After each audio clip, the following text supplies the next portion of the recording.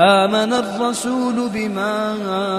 أنزل إليه من ربه والمؤمنون كل آمن بالله وملائكته وكتبه ورسله لا نفرق بين أحد من رسله وقالوا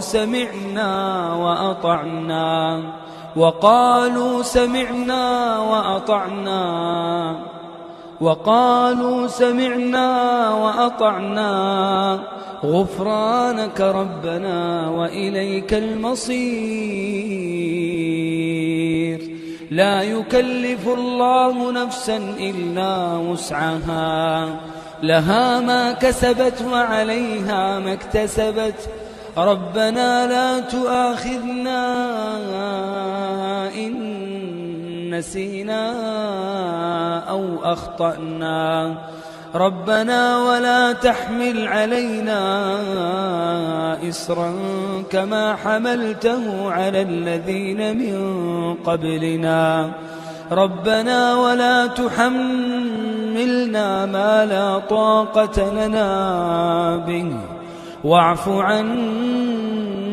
واغفر لنا وارحمنا أنت